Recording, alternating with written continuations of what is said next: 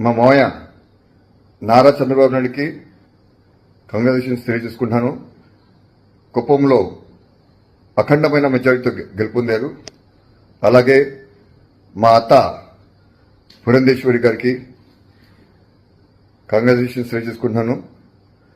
అఖండమైన మెజారిటీతో రాజమండ్రి లోక్సభ అభ్యర్థిగా గెలుపొందారు.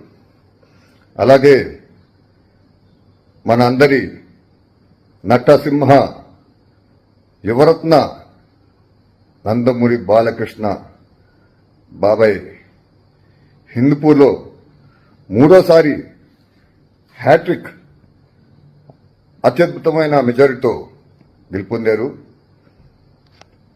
అలాగే మా మామయ్య కొడుకు నారా లోకేష్